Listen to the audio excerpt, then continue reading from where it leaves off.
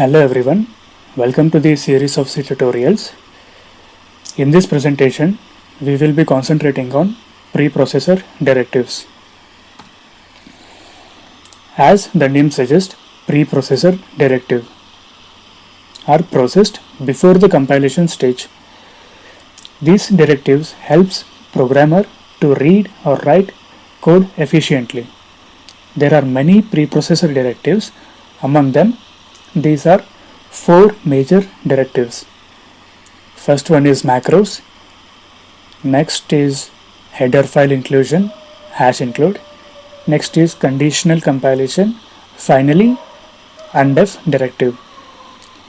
All the preprocessor directives starts with #symbol. Macros. Macros are the placeholders where the equivalent statements are replaced with the name of the macro. To define a macro, #define name of the macro, then statement or statements. Let us check this practically with the program. I'll define a macro named I am a macro. The substitution text we will write printf. To write multiple lines of statements in a macro, just type in \, go to next line and continue writing the macro. We will write one more print statement. In the main program, let us write the name of the macro. I am a macro. There is no need to mention semicolon in this case because we already mentioned that in the substitution text of a macro. Now let us see the preprocessed output. To see the preprocessed output, type in the command gcc space -E name of the program macro.c, and we will put the output of the content into a separate file. Let us call hello7.txt. Let us see the output of hello7.txt. We will use a text editor. I am using gedit. hello7.txt. Here we can see the macro is substituted. We will compile the program and see the output. gcc space name of the source file, output hello world. Header file inclusion. The contents of the header file is replaced.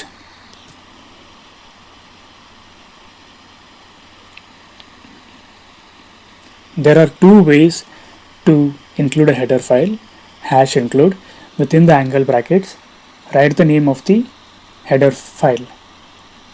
These header files are generally stored in one of the root subdirectory where the built-in header files are saved. And one more way of including the header file, #include, within the double quotes write the name of the header file, where the header file is saved in the same folder of the program. Here I created two files. One is header.c, one more some header file.h. In some header file.h, I defined a variable named a and I initialized value to 10. Let us include the header file, #include, within double quotes write the name of the header file, some header file.h. Let us print the value of a. Let us compile the program and see the output. gcc space name of the program header.c. The value of variable a is 10. Conditional compilation specifies to compile specific parts of statement written within a program. This is an example program to demonstrate conditional compilation. See, for instance, we need to manipulate differently for different operating systems. This is just an example to demonstrate. Here I defined two macros, Windows and Ubuntu, and we gave some dummy values for Windows and Ubuntu. In the main function, I defined three variables without initializing any values. Now comes the conditional compilation part. If the operating system is Windows, do this. If the operating system is Ubuntu, do this. This is just an example program to demonstrate how conditional compilation could be used. Let us compile the program. GCC, name of the program, conditional.c. This is the output. Finally, undef. If there exists a clash between a macro name in the header file, or generally the macro name, and the function name in the source file, undef directive is used to undefine the macro, and we can use the function name. Here I created two files. One is undef.c and check.h. In check header file, I defined a macro something, and we are passing two macro arguments. Note, this is not a function, this is a macro where we are passing two arguments. Here A will be replaced here and B will be replaced here.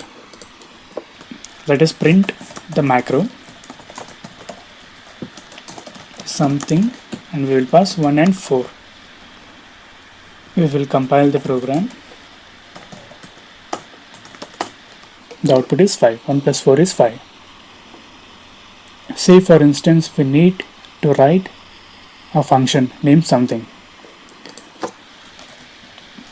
Let me define a function named something.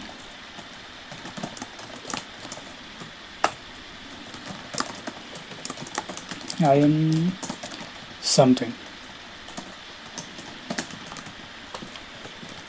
Now when I try to compile the program,